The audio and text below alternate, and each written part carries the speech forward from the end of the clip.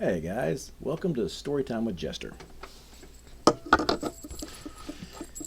Tonight we're going to be continuing the book of Sherlock Holmes.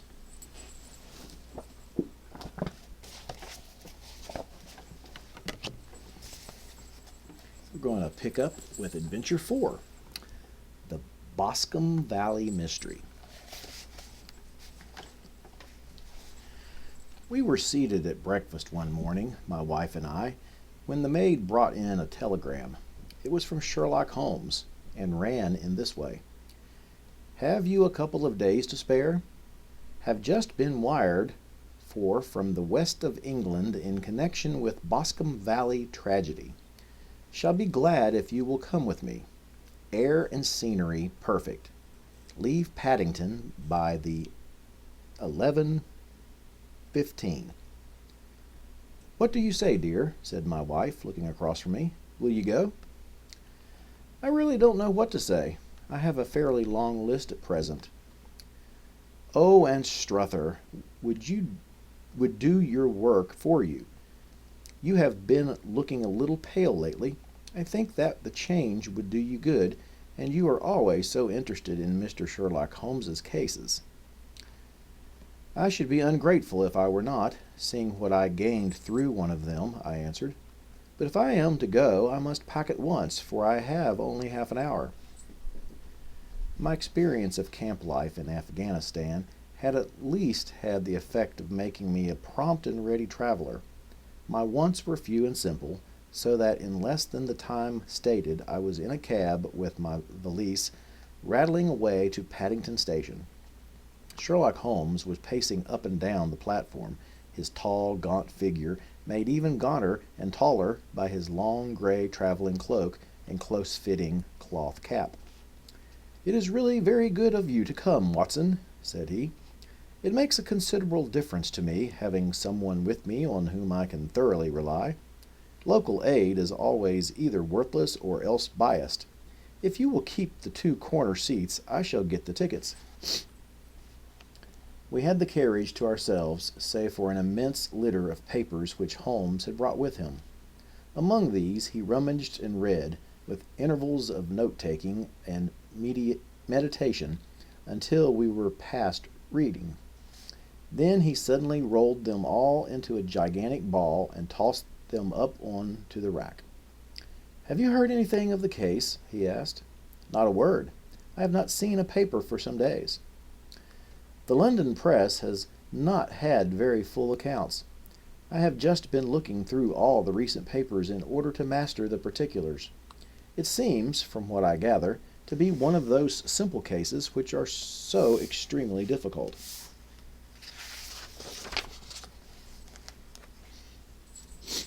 That sounds a little paradoxical, but it is profoundly true. Singularity is almost invariably a clue. The more featureless and commonplace a crime is, the more difficult it is to bring it home. In this case, however, they have established a very serious case against the son of the murdered man. It is a murder, then? Well, it is conjectured to be so. I shall take nothing for granted until I have the opportunity of looking personally into it. I will explain the state of things to you, as far as I have been able to understand it, in a very few words. Boscombe Valley is a country district not very far from Ross, in Herefordshire. The largest landed proprietor in that part is a Mr. John Turner, who made his money in Australia and returned some years ago to the old country. One of the farms which he held, that of Hatherley, was let to Mr. Charles McCarthy, who was also an ex-Australian.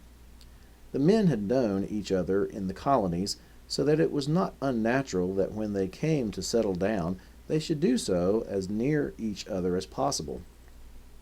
Turner was apparently the richer man, so McCarthy became his tenant, but still remained, it seems, upon terms of perfect equality, as they were frequently together.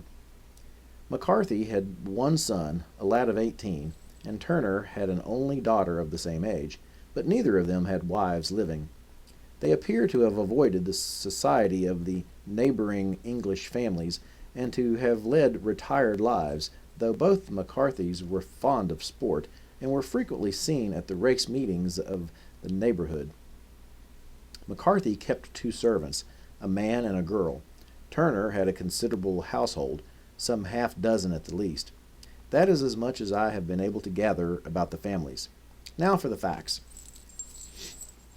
On June 3rd, that is, on Monday last, MacArthur left his house at Hatherley about 3 in the afternoon and walked down to the Boscombe Pool, which is a small lake formed by the spreading out of the stream which runs down the Boscombe Valley. He had been out with his serving man in the morning at Ross, and he had told the man that he must hurry, as he had an appointment of importance to keep at 3. From that appointment he never came back alive.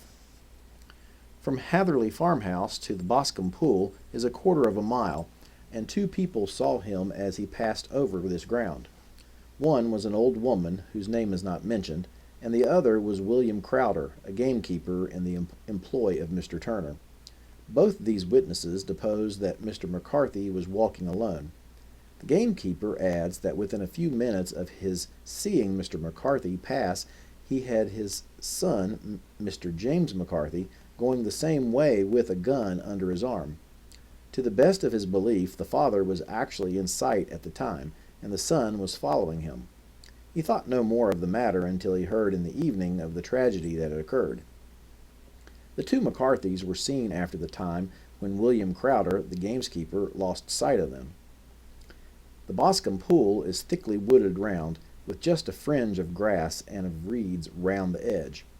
A girl of 14, Patience Moran, who is the daughter of the lodge-keeper of the Boscombe Valley estate, was in one of the woods picking flowers. She states that while she was there she saw, at the border of the wood and close by the lake, Mr. McCarthy and his son, and that they appeared to be having a violent quarrel. She heard Mr. McCarthy, the eldest, using very strong language to his son, and she saw the latter raise up his hand as if to strike his father. She was so frightened by their violence that she ran away, and told her mother when she reached home that she had left the 2 McCarthys quarreling near Boscombe Pool, and that she was afraid that they were going to fight. She had already said the words when young Mr. McCarthy came running up to the lodge to say that he had found his father dead in the wood, and to ask for the help of the lodge-keeper. He was much excited, without either his gun or his hat, and his right hand and sleeve were observed to be stained with fresh blood. On following him, they found the dead body stretched out upon the grass beside the pool. The head had been beaten in by repeated blows from some heavy and blunt weapon. The injuries were such as might very well have been inflicted by the butt end of his son's gun, which was found lying on the grass within a few paces of the body. Under these circumstances, the young man was instantly arrested, and a verdict of wilful murder having been returned at the inquest on Tuesday, he was on Wednesday brought before the magistrates at Ross, who have referred the case to the next assizes. Those are the main facts of the case as they came out before the coroner at the police court. I could hardly imagine a more damning case, I remarked. If ever circumstantial evidence pointed to a criminal, it does so here. Circumstantial evidence is a very tricky thing, he answered Holmes. Circumstantial evidence is a very tricky thing, answered Holmes thoughtfully. It may seem to point very straight to one thing, but if you shift your own point of view a little, you may find it pointing in an equally uncompromising manner to something entirely different. It must be confessed, however, that the case looks exceedingly grave against the young man, and it is very possible that he is indeed the culprit. There are several people in the neighborhood, however, and among them Miss Turner, the daughter of the neighboring landowner, who believe in his innocence, and who have retained Lestrade, who you may recollect in connection with the study in scarlet, to work out the case in his interest. Lestrade, being rather puzzled, has referred the case to me, and hence it is that 2 middle-aged gentlemen are flying westward at 50 miles an hour, instead of quietly digesting their breakfasts at home. I am afraid, said I, that the facts are so obvious that you will find little credit to be gained out of this case. There is nothing more deceptive than an obvious fact, he answered, laughing. Besides, we may chance to hit upon some other obvious facts which may have been by no means obvious to Mr. Lestrade. You know me too well to think that I am boasting when I say that I shall either confirm or destroy his theory by means which he is quite incapable of employing, or even understanding. To take the first example to hand, I very clearly perceive that in your bedroom the window is upon the right-hand side, and yet I question whether Mr. Lestrade would have noted even so self-evident a thing as that. How on earth? My dear fellow, I know you well. I know the military neatness which characterizes you. You shave every morning, and in this season you shave by the sunlight. But since your shaving is less and less complete as we get further back on the left side, until it becomes positively slovenly as we get round the angle of the jaw, it is surely very clear that that side is less well illuminated than the other. I could not imagine a man of your habits looking at himself in an equal light and being satisfied with such a result. I only quote this as a trivial example of observation and inference. Therein lies my métier, and it is just possible that it may be of some service in the investigation which lies before us. There are one or two minor points which were brought out in the inquest and which are worth considering. What are they? It appears that his arrest did not take place at once, but after the return to Hatherley Farm. On the inspector of constabulary informing him that he was a prisoner, he remarked that he was not surprised to hear it, and that it was no more than his deserts. This observation of his had the natural effect of removing any traces of doubt which might have remained in the minds of the coroner's jury. It was a confession, I ejaculated. No, for it was followed by a protestation of innocence. Coming on the top of such a damning series of events, it was at least a most suspicious remark. On the contrary, said Holmes, it is the brightest rift which I can at present see in the clouds. However innocent he might be, he could not be such an absolute imbecile as not to see that the circumstances were very black against him. Had he appeared surprised at his own arrest, or feigned indignation at it, I should have looked upon it as highly suspicious, because such surprise or anger would not be natural under the circumstances, and yet might appear to be the best policy to a scheming man.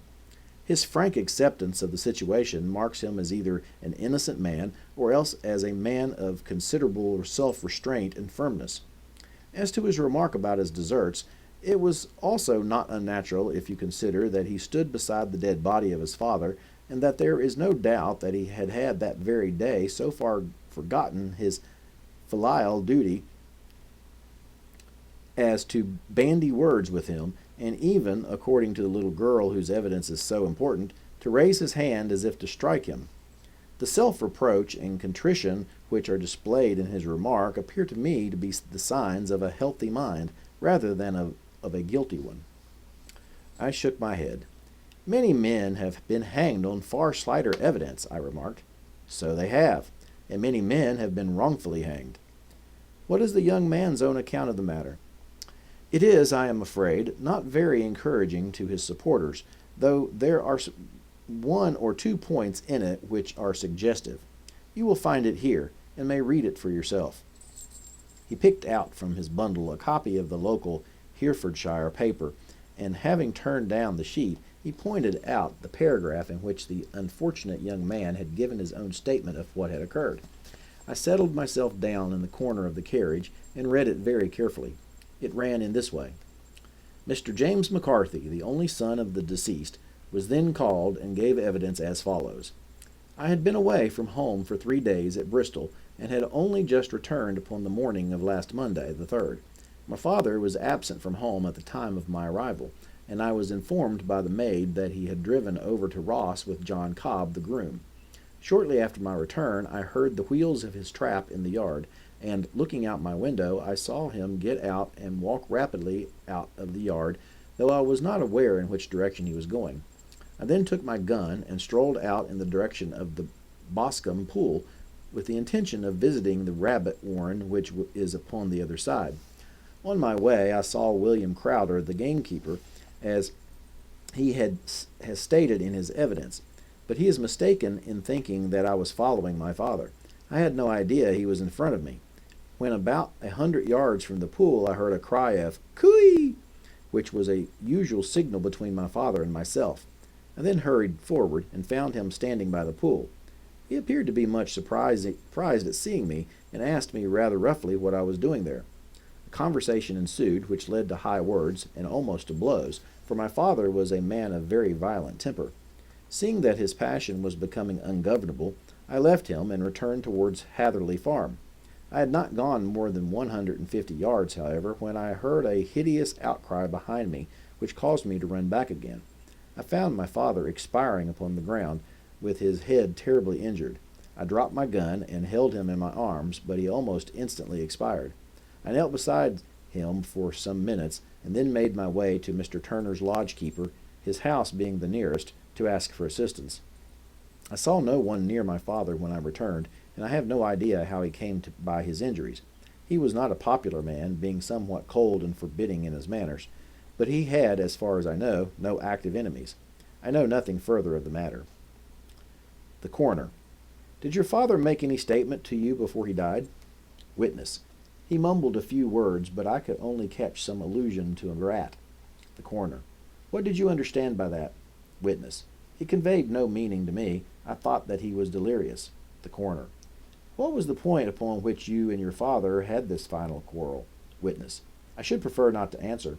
The Coroner: I am afraid that I must press it. Witness: It is really impossible for me to tell you. I can assure you that it has nothing to do with the sad tragedy which followed. The Coroner: That is for the court to decide. I need not point out to you that your refusal to answer will prejudice your case considerably in any future proceedings which may arise. Witness: I must still refuse. The Coroner: I understand that the cry of "Cooey" was a common signal between you and your father? Witness: It was. Coroner: How was it, then, that he uttered it before he saw you, and before he even knew that you had returned from Bristol? Witness, with considerable confusion: I do not know. A juryman: Did you see nothing which aroused your suspicions when you returned on hearing the cry and found your father fatally injured? Witness: Nothing definite. The Coroner: What do you mean? Witness: I was so disturbed and excited as I rushed out into the open that I could think of nothing except for my father.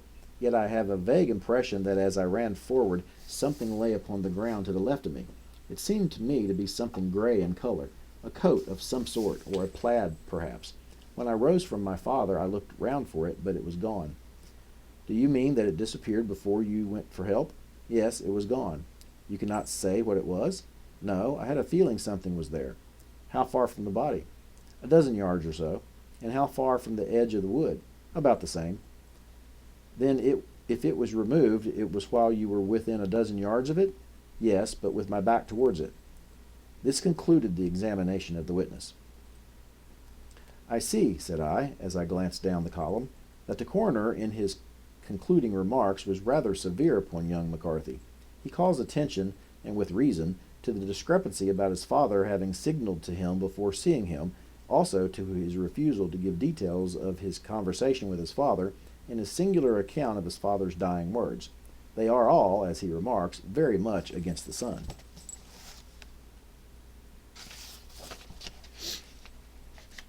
Holmes laughed softly to himself and stretched himself out upon the cushioned seat.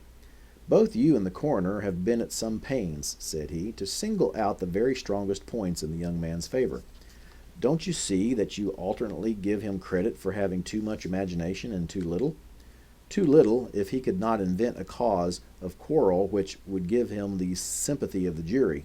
Too much, if he evolved from his own inner consciousness anything so outer as a dying reference to a rat and the incident of the vanishing cloth. No, sir, I shall approach this case from the point of view that what this young man says is true, and we shall see whither that hypothesis will lead us. And now here is my pocket Petrarch, and not another word shall I say of this case until we are on the scene of action. We lunch at Swindon, and I see that we shall be there in 20 minutes. It was nearly 4 o'clock when we at last, after passing through the beautiful Stroud Valley and over the broad, gleaming Severn, found ourselves at the pretty little country town of Ross. A lean, ferret-like man, furtive and sly-looking, was waiting for us upon the platform.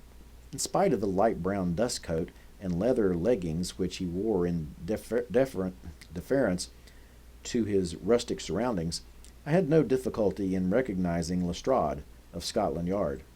With him we drove to the Hereford Arms, where a room had already been engaged for us. "I have ordered a carriage," said Lestrade, as we sat over a cup of tea. "I knew your energetic nature, and that you would not be happy until you had been on the scene of the crime." "It was very nice and complimentary of you," Holmes answered. "It is entirely a question of barometric pressure." Lestrade looked startled. "I do not quite follow," he said. "How is the glass?" 29, I see. No wind, and not a cloud in the sky. I have a case full of cigarettes here which need smoking, and the sofa is very much superior to the usual country hotel abomination. I do not think that it is probable that I shall use the carriage tonight." Lestrade laughed indulgently. "You have, no doubt, already formed your conclusions from the newspapers," he said. "The case is as plain as a pikestaff, and the more one goes into it, the plainer it becomes. Still, of course, one can't refuse a lady, and such a very positive one, too. She had heard of you, and would have your opinion, though I repeatedly told her that there was nothing which you could do which I had not already done. Why, bless my soul, here is her carriage at the door." He had hardly spoken before there rushed into the room one of the most lovely young women that I have ever seen in my life. Her violet eyes shining, her lips parted, a pink flush upon her cheeks, all thought of her natural reserve lost in her overpowering excitement and concern. "Oh, Mr. Sherlock Holmes!" she cried, glancing from one to the other of us, and finally, with a woman's quick intuition, fastening upon my companion. "I am so glad that you have come. I have driven down to tell you so. I know that James didn't do it. I know it, and I want you to start upon your work knowing it too. Never let yourself doubt upon that point. We have known each other ever since we were little children, and I know his faults as no one else does, but he is too tender-hearted to hurt a fly. Such a charge is absurd to anyone who really knows him." "I hope we may clear him, Miss Turner," said Sherlock Holmes. "You may rely upon my doing all that I can." "But you have read the evidence. You have formed some conclusion. Do you not see some loophole, some flaw? Do you not yourself think that he is innocent?" "I think that is very probable." "There now," she cried, throwing back her head and looking defiantly at Lestrade. "You hear? He gives me hopes." Lestrade shrugged his shoulders. "I am afraid my colleague has been a little quick in forming his conclusions," he said. "But he is right. Oh, I know that he is right. James never did it. And about his quarrel with his father, I am sure that the reason why he would not speak about it to the coroner was because I was concerned in it." "In what way?" asked Holmes. "It is no time for me to hide anything. James and his father had many disagreements about me. Mr. McCarthy was very anxious that there should be a marriage between us. James and I have always loved each other as brother and sister, but of course he is young, and he has seen very little of life yet, well, he naturally did not wish to do anything like that yet. So there were quarrels, and this, I am sure, was one of them." "And your father?" asked Holmes. "Was he in favor of such a union?" "No, he was as averse to it also. No one but Mr. McCarthy was in favor of it." A quick blush passed over her fresh young face as Holmes shot one of his keen, questioning glances at her. "Thank you for this information," said he. "May I see your father if I call tomorrow?" "I am afraid the doctor won't allow it." "The doctor?" "Yes, have you not heard? Poor father has never been strong for years back, but this has broken him down completely. He has taken to his bed, and Dr. Willows says that he is a wreck, and that his nervous system is shattered. Mr. McCarthy was the only man alive who had known Dad in the old days in Victoria." "Ha! In Victoria. That is important." "Yes, at the mines." "Quite so. At the gold mines, where, as I understand, Mr. Turner made his money." "Yes, certainly. Thank you, Miss Turner. You have been of material assistance to me." "You will tell me if you have any news tomorrow? No doubt you will go to the prison to see James. Oh, if you do, Mr. Holmes, do tell him that I know him to be innocent." I will, Miss Turner. I must go home now, for Dad is very ill, and he misses me so if I leave him. Good-bye, and God help you in your undertaking. She hurried from the room as impulsively as she had entered, and when we heard the wheels of her carriage rattle off down the street. I am ashamed of you, Holmes, said Lestrade with dignity, after a few minutes' silence. Why should you raise up hopes which you are bound to disappoint? I am not over-tender of heart, but I call it cruel. I think I see my way to clearing James McCarthy, said Holmes. Have you an order to see him in prison? Yes, but only for you and me. Then I shall reconsider my resolution about going out. We have still time to take a train to Hereford and see him tonight? Ample. Then let us do so. Watson, I fear that you will find it very slow, but I shall only be away a couple of hours. I walked down to the station with them, and then wandered through the streets of the little town, finally returning to the hotel, where I lay upon the sofa and tried to interest myself in a yellow-backed novel. The puny plot of the story was so thin, however, when compared to the deep mystery through which we were groping, and I found my attention wandering so continually from the fiction to the fact, that I at last flung it across the room and gave myself up entirely to a consideration of the events of the day. Supposing that this unhappy young man's story was absolutely true, then what hellish thing, what absolutely unforeseen and extraordinary calamity could have occurred between the time when he parted his father and the moment when, drawn back by his screams, he rushed into the glade? It was something terrible and deadly. What could it be? Might not the nature of the injuries reveal something to my medical instincts? I rang the bell and called for the weekly county paper, which contained a verbatim account of the inquest. In the surgeon's deposition, it was stated that the posterior third of the left parietal bone and the left half of the occipital bone had been shattered by a heavy blow from a blunt weapon. I marked the spot upon my own head. Clearly such a blow must have been struck from behind.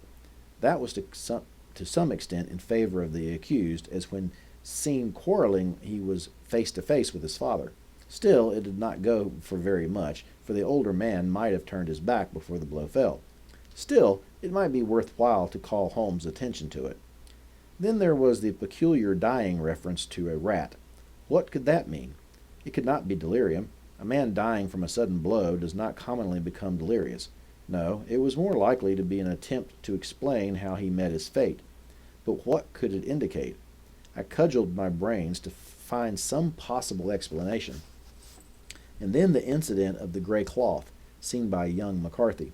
If that were true, the murderer must have dropped some part of his dress, presumably his overcoat, in his flight, and must have had the hardihood to return and to carry it away at the instant when the son was kneeling with his back turned not a dozen paces off. What a tissue of mysteries and improbabilities the whole thing was! I did not wonder at Lestrade's opinion, and yet I had so much faith in Sherlock Holmes's insight that I could not lose hope as long as every fresh fact seemed to strengthen his conviction of young McCarthy's innocence. It was late before Sherlock Holmes returned. He came back alone, for Lestrade was staying in lodgings in the town. "The glass still keeps very high," he remarked as he sat down. "It is of importance that it should not rain before we are able to go over the ground. On the other hand, a man should be at his very best and keenest for such nice work as that, and I did not wish to do it when fagged by a long journey. I have seen young McCarthy." "And what did you learn from him?" "Nothing." "Could he throw no light?" "None at all. I was inclined to think at one time that he knew who had done it, and was screening him or her, but I am convinced now that he is as puzzled as everyone else. He is not a very quick-witted youth, though comely to look at, and, I should think, sound at heart." "I could not admire his taste," I remarked, "if it is indeed a fact that he was averse to a marriage with so charming a young lady as this Miss Turner. Ah, thereby hangs a rather painful tale. This fellow is madly, insanely in love with her, but some 2 years ago, when he was only a lad and before he really knew her, for she had been away 5 years at a boarding school, What does the idiot do but get into the clutches of a barmaid in Bristol and marry her at a registry office? No one knows a word of the matter, but you can imagine how maddening it must be to him to be upbraided for not doing what he would give his very eyes to do, but what he knows to be absolutely impossible. It was sheer frenzy of this sort which made him throw his hands up into the air when his father, at their last interview, was goading him on to propose to Miss Turner. On the other hand, he had no means of supporting himself, and his father, who was by all accounts a very hard man, would have thrown him over utterly had he known the truth. It was with his barmaid wife that he had spent the last 3 days in Bristol, and his father did not know where he was. Mark that point. It is of importance. Good has come out of evil, however, for the barmaid, finding from the papers that he is in serious trouble and likely to be hanged, has thrown him over utterly, and has written to him to say that she has a husband already in the Bermuda dockyard, so that there is really no tie between them. I think that bit of news has consoled young McCarthy for all that he has suffered. But if he is innocent, who has done it? Ah, who? I would call your attention very particularly to 2 points. One is that the murdered man had an appointment with someone at the pool, and that the someone could not have been his son, for his son was away, and he did not know when he would return. The second is that the murdered man was heard to cry "Cooey" before he knew that his son had returned. Those are the crucial points upon which the case depends. And now let us talk about George Meredith, if you please, and we shall leave all minor matters until tomorrow. There was no rain, as Holmes had foretold, and the morning broke bright and cloudless. At 9 o'clock, Lestrade called for us with the carriage, and we set off for Hatherley Farm and the Boscombe Pool. "There is serious news this morning," Lestrade observed. "It is said that Mr. Turner of the Hall is so ill that his life is despaired of." "An elderly man, I presume?" said Holmes. "About 60, but his constitution has been shattered by his life abroad, and he has been in failing health for some time. This business has had a very bad effect upon him. He was an old friend of McCarthy's, and, I may add, a great benefactor to him, for I have learned that he gave him Hatherley Farm rent-free." "Indeed, that is interesting," said Holmes. "Oh, yes, in 100 other ways he has helped him. Everybody about here speaks of his kindness to him." "Really? Does it not strike you as a little singular that this McCarthy, who appears to have had little of his own, and to have been under such obligations to Turner, should still talk of marrying his son to a Turner's daughter, who is presumably heiress to the estate, and that in such a very cocksure manner, as if it were merely a case of a proposal and all else would follow? It is the more strange since we know that Turner himself was averse to the idea. The daughter told us as much. Do you not deduce something from that?"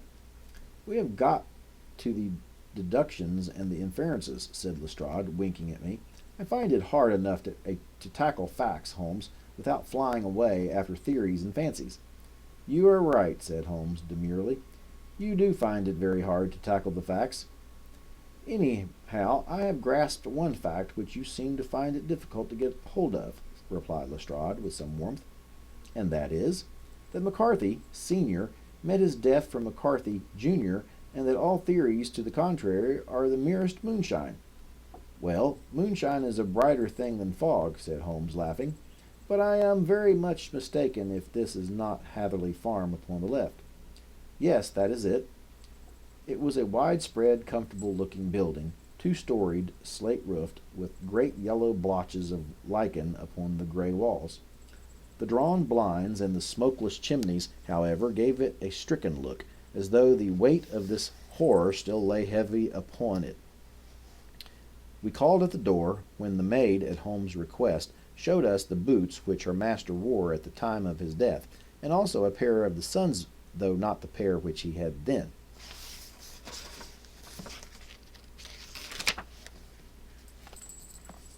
Having measured these very carefully from 7 or 8 different points, Holmes desired to be led to the courtyard, from which we all followed the winding track which led to Boscombe Pool. Sherlock Holmes was transformed when he was hot upon such a scent as this. Men who had only known the quiet thinker and logician of Baker Street would have failed to recognize him. His face flushed and darkened. His brows were drawn into two hard black lines, while his eyes shone out from beneath them with a steely glitter. His face was bent downwards, his shoulders bowed, his lips compressed, and the veins stood out like whipcord in his long, sinewy neck. His nostrils seemed to dilate with a purely animal lust for the chase, and his mind was so absolutely concentrated upon the matter before him that a question or remark fell unheeded upon his ears, or at the most only provoked a quick, impatient snarl in reply. Swiftly and silently he made his way along the track which ran through the meadows, and so by way of the woods to the Boscombe pool. It was damp, marshy ground, as is all that district, and there were marks on many feet, both upon the path and amid the short grass which bounded it on either side. Sometimes Holmes would hurry on, sometimes stop dead, and once he made quite a little detour into the meadow. Lestrade and I walked behind him, the detective indifferent and contemptuous, while I watched my friend with the interest which sprang from the conviction that every one of his actions was directed towards a definite end. The Boscombe pool, which is a little reed-girt sheet of water some 50 yards across, is situated at the boundary between the Hatherley farm and the private park of the wealthy Mr. Turner. Above the woods which lined it upon the further side, we could see the red jutting pinnacles which marked the site of the rich landowner's dwelling. On the Hatherley side of the pool, the woods grew very thick, and there was a narrow belt of sodden grass 20 paces across between the edge of the trees and the reeds which lined the lake. Lestrade showed us the exact spot at which the body had been found, and indeed, so moist was the ground that I could plainly see the traces which had been left by the fall of the stricken man. To Holmes, as I could see by his eager face and peering eyes, very many other things were to be read upon the trampled grass. He ran round like a dog who was picking up a scent, and then returned upon my companion. "What did you go into the pool for?" he asked. "I fished about with a rake. I thought there might be some weapon or other trace. But how on earth—" "Oh, tut, tut! I have no time. That left foot of yours, with its inward twist, is all over the place. A mole could trace it, and there it vanishes among the reeds. Oh, how simple it would have all been had I been here before they came like a herd of buffalo and wallowed all over it. Here is where the party with the lodge-keeper came, and they have covered all tracks for 6 or 8 feet round the body. But here are 3 separate tracks of the same feet." He drew out a lens and lay down upon his waterproof to have a better view, talking all the time rather to himself than to us.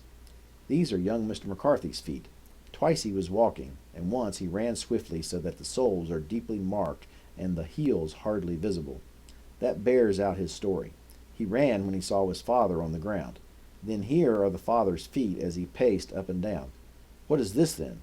It is the butt end of the gun as the son stood listening. And this? Ha! Ha! What have we here? Tiptoes! Tiptoes! Square, too. Quite unusual boots. They come, they go, they come again. Of course, that was for the cloak. Now, where did they come from?" He ran up and down, sometimes losing, sometimes finding the track until we were well within the edge of the wood, and under the shadow of a great beech, the largest tree in the neighborhood. Holmes traced his way to the further side of this, and lay down once more upon his face with a little cry of satisfaction. For a long time he remained there, turning over the leaves and dried sticks, gathering up what seemed to me to be dust into an envelope, and examining with his lens not only the ground, but even the bark of the tree as far as he could reach. A jagged stone was lying among the moss, and this also he carefully examined and retained. Then he followed a pathway through the wood until he came to the high road, where all traces were lost. "It has been a case of considerable interest," he remarked, returning to his natural manner. "I fancy that this gray house on the right must be the lodge. I think that I will go in and have a word with Moran, and perhaps write a little note. Having done that, we may drive back to our luncheon. You may walk to the cab, and I shall be with you presently." It was about 10 minutes before we regained our cab, and drove back into Ross. Holmes still carrying with him the stone which he had picked up in the wood. "This may interest you, Lestrade," he remarked, holding it out. "The murder was done with it." "I see no marks." "There are none." "How do you know, then?" "The grass was growing under it. It had only lain there a few days. There was no sign of a place whence it had been taken. It corresponds with the injuries. There is no sign of any other weapon." "And the murderer?"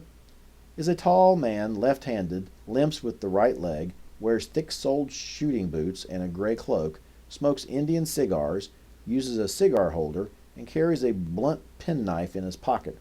There are several other indications, but these may be enough to aid us in our search."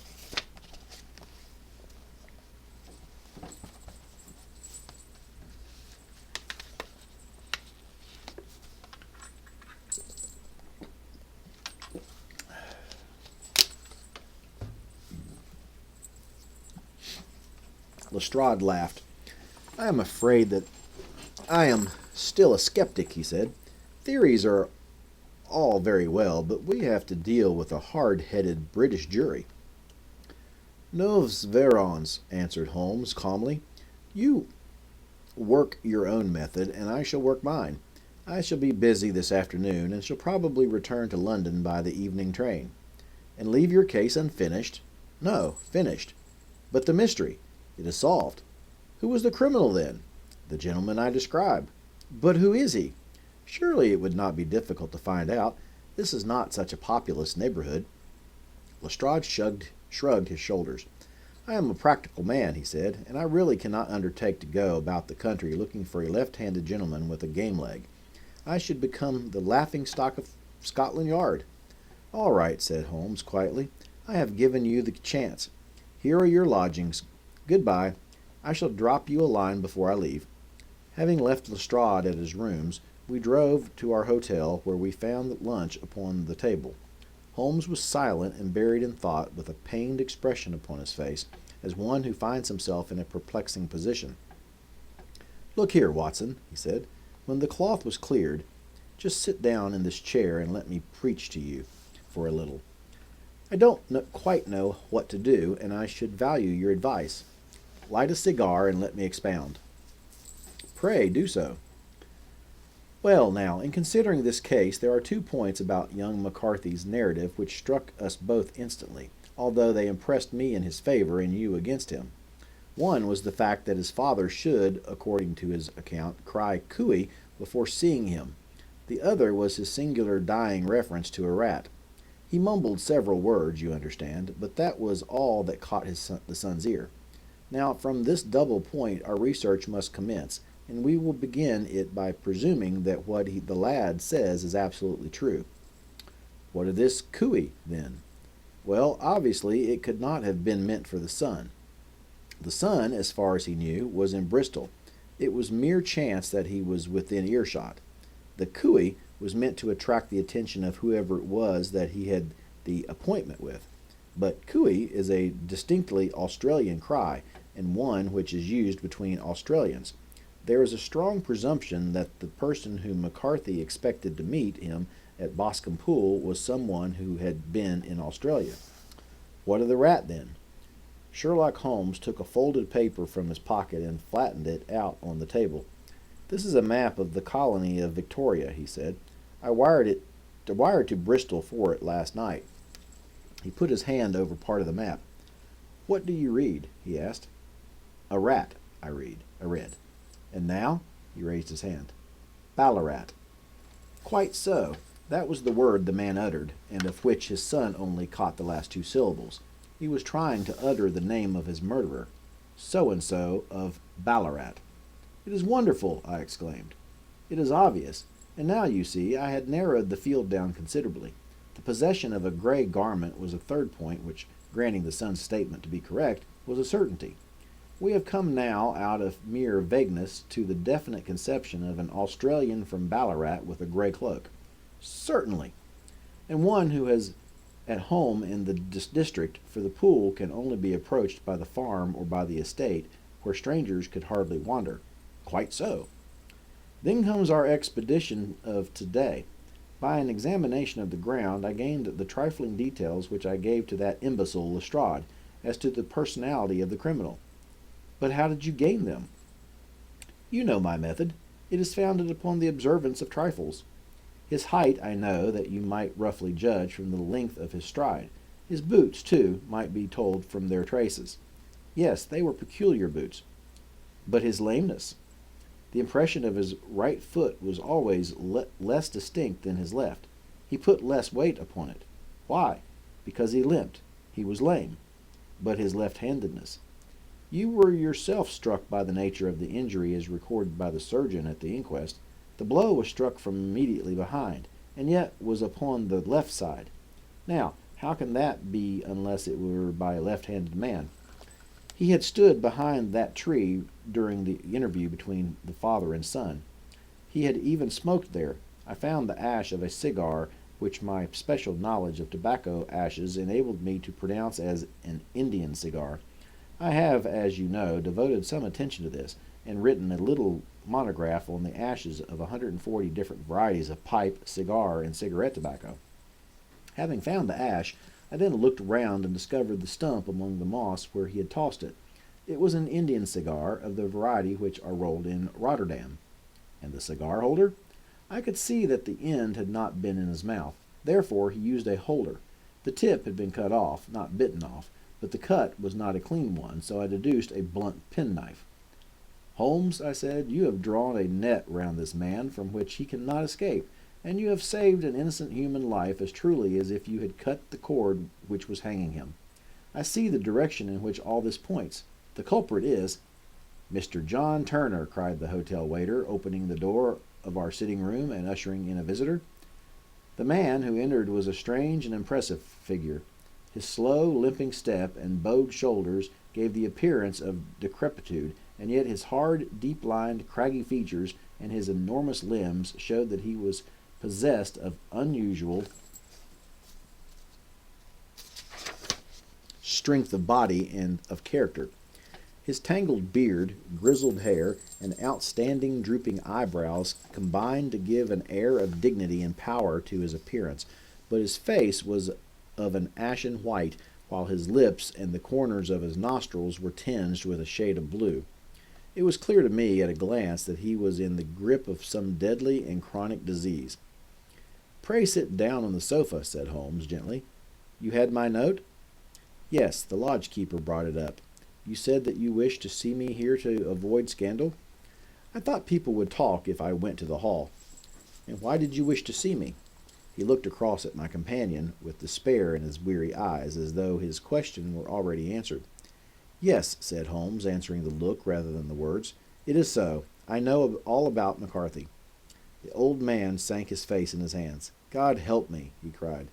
But I would not have let the young man come to harm. I give you my word that I would have spoken out if it went against him at the assizes. I am glad to hear you say so, said Holmes gravely. I would have spoken now had it not been for my dear girl. It would break her heart. It will break her heart when she hears that I am arrested. It may not come to that, said Holmes. What? I am no official agent. I understand that it was your daughter who required my presence here, and I am acting in her interests. Young McCarthy must be got off, however. I am a dying man, said old Turner. I have had diabetes for years. My doctor says it is a question whether I shall live a month. Yet I would rather die under my own roof than in a gale. Holmes rose and sat down at the table with his pen in his hand and a bundle of paper before him. Just tell us the truth, he said. I shall jot down the facts. You will sign it, and Watson here can witness it. Then I could produce your confession at the last extremity to save young McCarthy. I promise you that I shall not use it unless it is absolutely needed. It's as well, said the old man. It's a question whether I shall live to the assizes, so it matters little to me, but I should wish to spare Alice the shock. And now I will make the thing clear to you. It has been a long time in the acting, but will not take me long to tell. You didn't know this dead man, McCarthy. He was a devil incarnate. I tell you that. God keep you out of the clutches of such a man as he. His grip had been upon me these 20 years, and he has blasted my life. I'll tell you first how I came to be in his power. It was in the early 60s at the diggings. I was a young chap then, hot-blooded and reckless, ready to turn my hand to anything. I got among bad companions, took to drink, had no luck with my claim, took to the bush, and in a word became what you would call over here a highway robber. There were 6 of us, and we had a wild, free life of it, sticking up a station from time to time, or stopping the wagons on the road to the diggings. Black Jack of Ballarat was the name I went under, and our party is still remembered in the colony as the Ballarat Gang. One day a gold convoy came down from Ballarat to Melbourne, and we lay in wait for it and attacked it. There were 6 troopers and 6 of us, so it was a close thing, but we emptied 4 of their saddles at the first volley. 3 of our boys were killed, however, before we got the swag. I put my pistol to the head of the wagon driver, who was this very man McCarthy. I wished to the Lord that I had shot him then, but I spared him, though I saw his wicked little eyes fixed on my face, as though to remember every feature. We got away with the gold, became wealthy men, and made our way over to England without being suspected. There I parted from my old pals and determined to settle down to a quiet and respectable life. I bought this estate, which chanced to be in the market, and I set myself to do a little good with my money, to make up for the way in which I had earned it. I married, too, and though my wife died young, she left me my dear little Alice. Even when she was just a baby, her wee hand seemed to lead me down the right path as nothing else had ever done. In a word, I turned over a new leaf, and did my best to make up for the past. All was going well when McCarthy laid his grip upon me. I had gone up to town about an investment, and I met him in Regent Street with hardly a coat to his back or a boot to his foot. "Here we are, Jack," says he, touching me on the arm. "We'll be as good as a family to you. There's 2 of us, me and my son, and you can have the keeping of us. If you don't, it's a fine, law-abiding country that is England, and there's always a policeman within hail." Well, down they came to the West Country. There was no shaking them off, and there they have lived rent-free on my best land ever since. There was no rest for me, no peace, no forgetfulness. Turn where I would, there was his cunning, grinning face at my elbow. It grew worse as Alice grew up, for he soon saw I was more afraid of her knowing my past than of the police. Whatever he wanted, he must have, and whatever it was I gave him without question, land, money, houses, until at last he asked a thing which I could not give. He asked for Alice. His son, you see, had grown up, and so had my girl, and as I was known to be in weak health, it seemed a fine stroke to him that his lad should step into the whole property. But there I was firm. I would not have his cursed stock mixed with mine. Not that I had any dislike to the lad, but his blood was in him, and that was enough. I stood firm. McCarthy threatened. I beraved him to do his worst.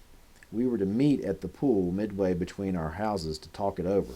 When I went down there, I found him talking with his son, so I smoked a cigar and waited behind a tree until he should be alone. But as I listened to his talk, all that was black and bitter in me seemed to come uppermost.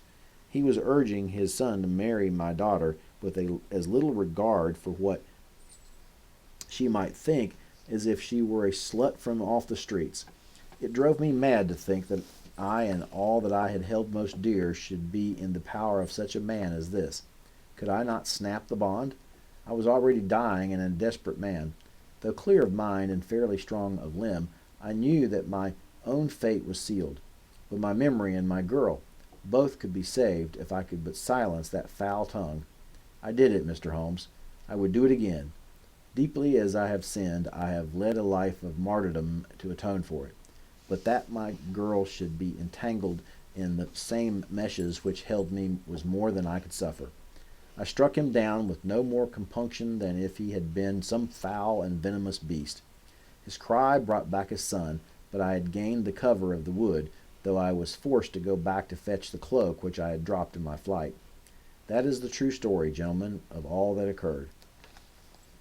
Well, it is Not for me to judge you, said Holmes, as the old man signed the statement which he had drawn out. I pray that we may never be exposed to such a temptation. I pray not, sir. And what do you intend to do? In view of your health, nothing. You are yourself aware that you will soon have to answer for your deed at a higher court than the assizes. I will keep your confession, and if McCarthy is condemned, I shall be forced to use it. If not, it shall never be seen by mortal eye, and your secret, whether you be alive or dead, shall be safe with us. Farewell, then, said the old man solemnly. Your own deathbeds, when they come, will be the easier for the thought of the peace which you have given to mine. Tottering and shaking in all his giant frame, he stumbled slowly from the room. God help us, said Holmes after a long silence. Why does fate play such tricks with poor helpless worms? I never hear of such a case as this that I do not think of Baxter's words and say, there, but for the grace of God, goes Sherlock Holmes. James McCarthy was acquitted at the assizes, on the strength of a number of objections which had been drawn out by Holmes and submitted to the defending counsel. Old Turner lived for 7 months after our interview, but he is now dead, and there is every prospect that the son and daughter may come to live happily together in ignorance of the black cloud which rests upon their past.